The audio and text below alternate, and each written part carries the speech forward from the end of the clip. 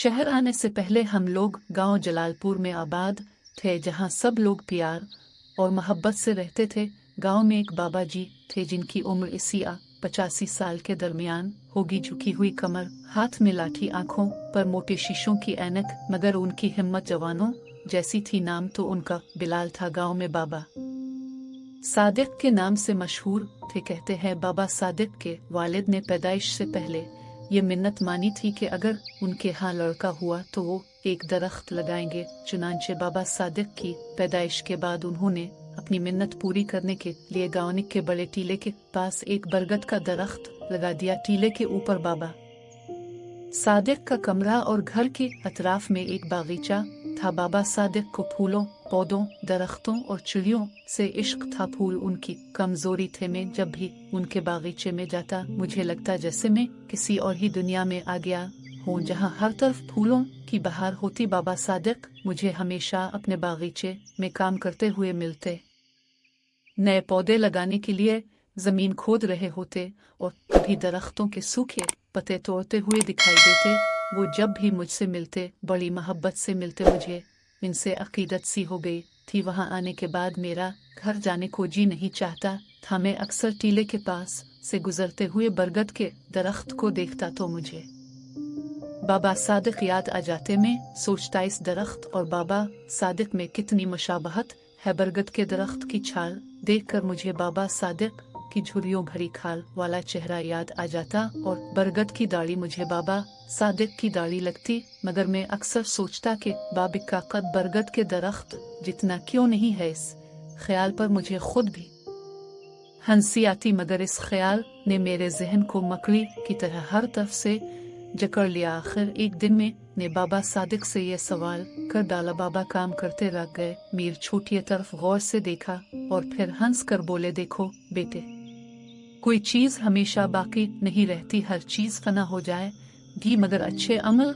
और नेक ख्याल की बुलंदी इंसानों को पहाड़ों से भी ऊंचा कर देती है। नेकी और अच्छे किरदार पत्थर की लकीर की तरह हमेशा दिलों पर नक्श रहते हैं। बाबा सादिक हमेशा ऐसी बातें करते और ऐसी बातें हमेशा मेरी समझ से बाहर होती। बाबा सादिक को फूलों से बड़ी मोहब्बत थी। इन फूलों और पौधों को वो अपने बच्चों की तरह अजीज रखते थे और उनका बेचना उन्हें पसंद न था। एक दिन में मामूल के मुताबिक बाबा सादिक से मिलने आया तो खिलाफ तवक्को बाबा सादिक की जोर जोर से बोलने की आवाजें आई। बाबा सादिक किसी से झगड़ रहे थे। ये मेरे लिए हैरान कुन बात थी। मैंने सुना वो आदमी कह रहा था, मैं उन पौधों के 500 रुपए देने को तैयार हूँ, अब तो मान जाइए। फिर मुझे बाबा सादिक की गौसीली आवाज सुनाई दी। मैंने कह दिया, ये फूल और पौधे बेचने के लिए नहीं हैं।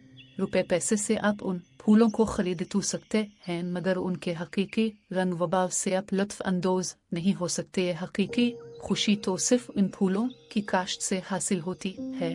वो आदमी मायूसीन है कर खामोशी से चला गया। दिन गुजरते गए बाबा की कमर झुकती गई, मगर उनके बाग की दिलकशी बढ़ती गई। बरगद का दरख्त इस टीले पर खड़ा रहा और वो सवाल मेरे जहन में गूंजता रहा। एक दिन गांव के करीब बहने वाले दरिया को गुस्सा आ गया। खेत, मकान, इंसान सब ही सैलाब से मुतासरा हो गए, मगर बाबा सादिक का मकान टीले पर होने की वजह से महफूज रहा और वो बरगद का दरख्त सीना ताने इसी तरह खड़ा रहा। उन्हीं दिनों गांव में हैजे की वबा फूट पड़ी। गांव वालों के लिए पहले ही मुसीबतें कम न थी कि अब रही सही कसर इस हैजे ने पूरी कर दी। उन दिनों बाबा सादिक बहुत मुस्तरिब और परेशान नजर आते थे। लगता था जैसे उन्हें कोई ख्याल अंदर ही अंदर सताए जा रहा है। इस दिन मैं बाबा सादिक के पास गया और बाबा हसरत से एक फूल को देख रहे थे।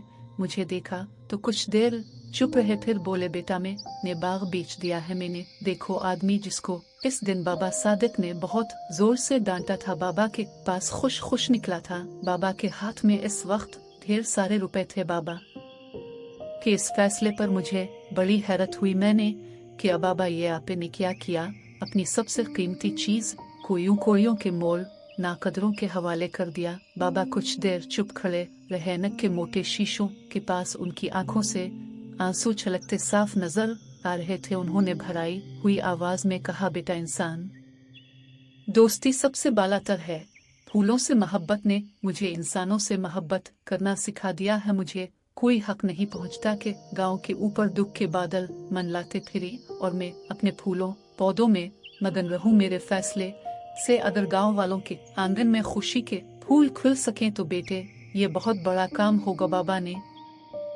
इसी दिन मेरे साथ जा कर वो सारी रकम इमदादी कैंप में जमा करा दी जो गांव वालों की मदद के लिए कायम किया गया था। इस दिन मुझे ऐसा लगा जैसे बाबा का कद हम सब से ऊंचा है, ऊंचा ऊंचा और बहुत ऊंचा, बरगद के दरख्त से भी ऊंचा। गांव की खुशियां फिर से लुट आए। बरगद का दरख्त आज भी इस टीले पर कदम जमाए खड़े है। बच्चे बूले बरगद की लंबी डाली पकड़कर झूलते हैं, मगर इस दिन के बाद से बाबा सादिक गांव के किसी शख्स को नजर नहीं आए।